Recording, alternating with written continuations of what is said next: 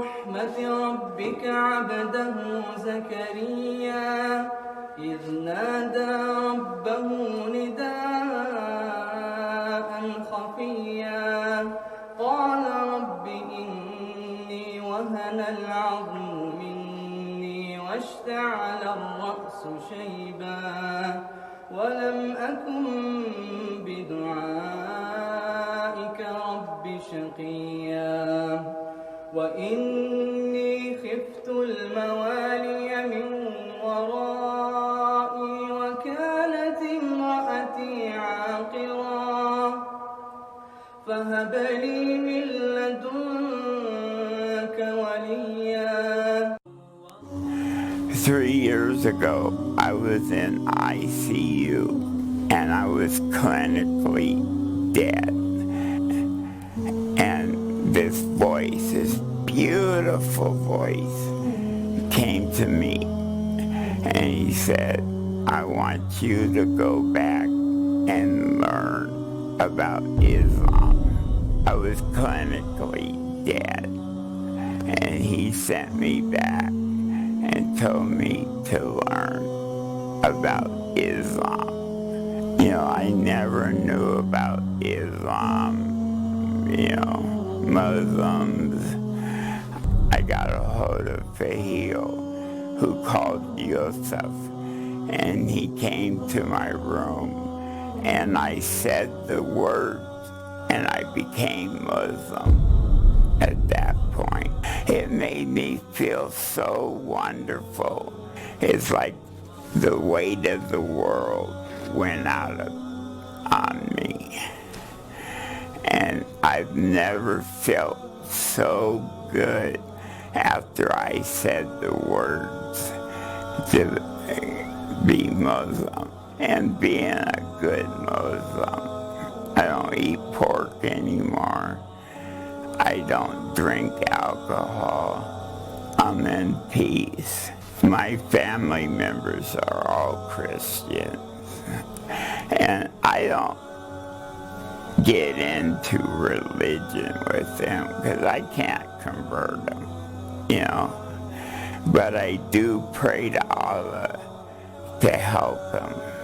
They told me that I was crazy, and they said to me, how can you become Muslim? And, you know, they thought Muslims are terrorists, you know, and I get it from my family. You know, Jesus is the one and only God, you know. Well, I think Jesus was a good prophet, but Allah is the one and true only God. Islam is the one and only way to go. I live, brothers and sisters, and when he wants me to go to Jannah, Allah will call for me, and I will die in peace because I know I'm Muslim. You know, people make fun of me. I don't care because I know what's in my heart, and that is Islam. Well, that's my story, brothers and sisters.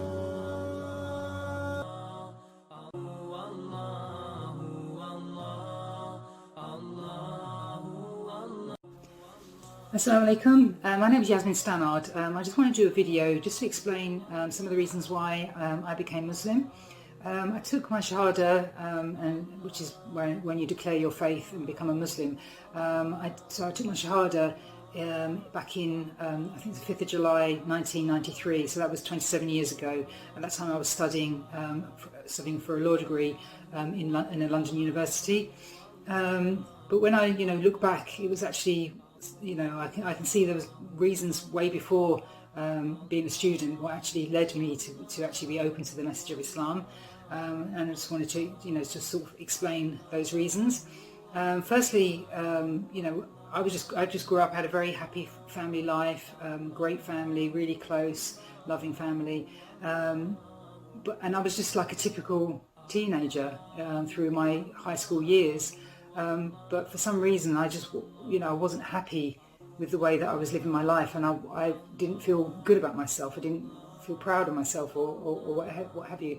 And I remember, distinctly lots of times when I would actually be in bed at night and I'd pray to God, and I always remember saying that, will I ever feel happy with the way that I'm living my life? Because I didn't know an alternative.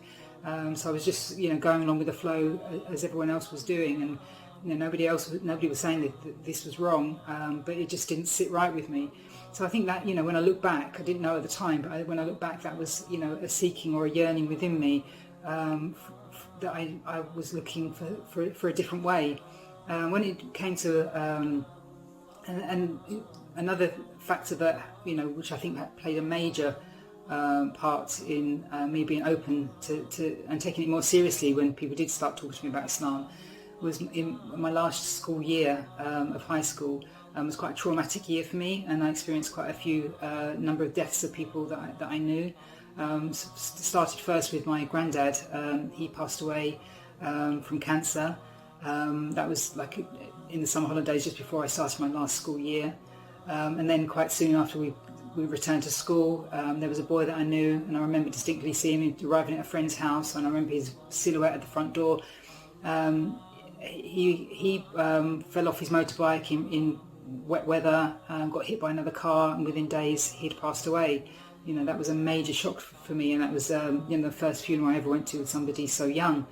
And then again, a couple of months later, there was a girl, again, remember seeing her walking in the playground. The next thing I heard, that she'd had an asthma attack in the doctor's surgery, and she'd passed away.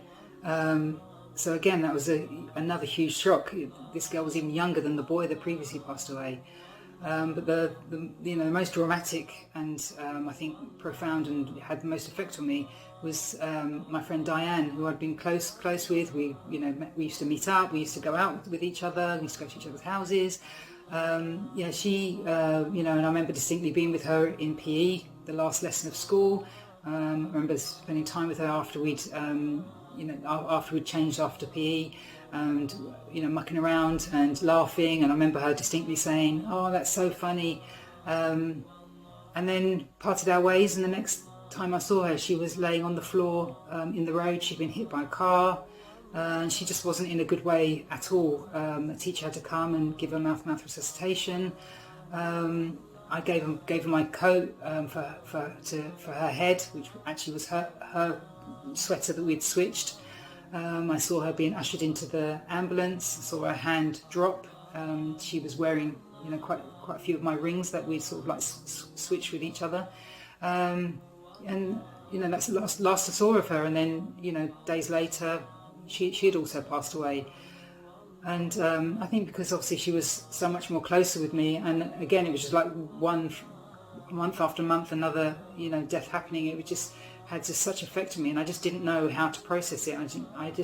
My biggest question was, what happens after you die? I mean, nobody had ever spoken about it. Nobody had ever told me. I'd never been presented any information about what happens, and it just scared me so much. And I think I did actually go through probably would have been classed as depression for about a year, where I just couldn't sleep with the light off. And I just had so many questions, but no answers. So I would go to the library, and at that time, all I could think of is like near-death experiences. So I would, just consume books about people explaining their near-death experience, and I would look into clairvoyancy, and all things like that. And it did provide me some comfort, but it stayed with me for a long time. And I think that was, and the biggest lesson I learned from that is that there's no guarantees in life. You're not going to live until your 80s. There's absolutely no guarantees. It could be, you never know when your last day is upon you. So that was like a huge lesson. And I just remember being so sort of alone in the world. I just recognise my insignificance and my, there's this major world, and I just didn't understand it. And that did have a profound effect on me. It had a profound effect on my personality. But it probably wasn't until I got to university and I met Muslims where, I think, when they started presenting me information about Islam, it just filled a void within me that I didn't even know, I didn't know I had this void. But, when they started telling me information, it just made so much more sense. I think to me now, I think you can't understand this life without understanding the hereafter. When you see the injustice in the world and whatever, there has to be accountability in another realm, because there is no justice in this world. Not everybody gets the justice in this world. And also it was actually the actual prohibitions that spoke to me. And I just, there's in Islam, there's just such a comprehensive way of life. There's every aspect of your life there is a guidance on, and that is what I craved. I craved this guidance of telling me what is and what is right and what is wrong, and I got huge comfort from that. And and I think like the prohibitions, I could see that if I had those prohibitions, they would have been a protection for me. There were so many times in my life where things happened, or things I got into, or things that happened which I didn't feel great about, and then I could see that if I was living by these rules, then I would have been protected from these things that had affected me in my life. So it was actually the rules of Islam, and just seeing them in its entirety, that if everybody followed Islam as it should be, this is a divine inspiration from God.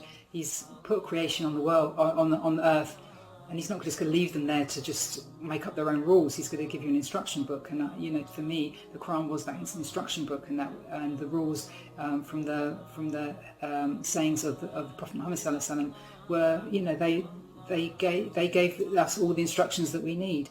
And I think when I finally decided to take my shahada and become Muslim, I think on that day the best advice that I was ever given was, don't judge Islam by the Muslims.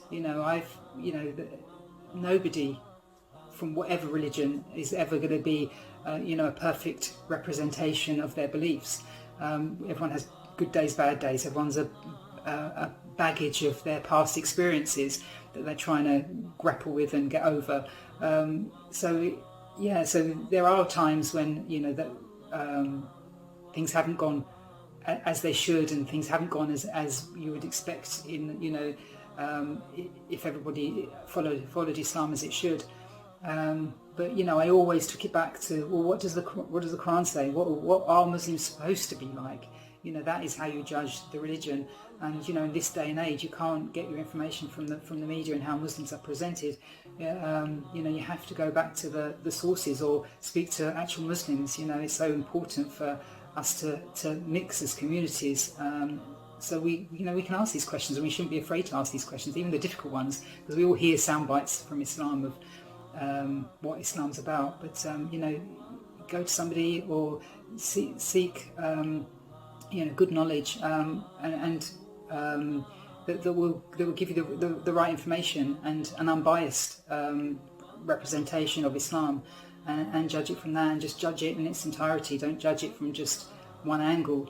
For me, I've been Muslim now 27 years. Obviously there's been huge difficulties within that, changing from one way to another, but it's provided me the comfort through all difficulties. It's given me the prayer has just been an amazing source to turn to, and the Quran has been amazing guidance. So I can't imagine living life without it. Through all the ups and downs, it's been the comfort, and it's like the answer of my prayer back when I was 16. That and I am happy. Obviously everyone can improve, but I am happy with the way I choose to conduct my life. The rules I choose to follow. And I'm proud of that. So so that's my story. Thank you. Assalamu alaikum. يرثني ويرث من آل يعقوب واجعله رب رضيا يا زكي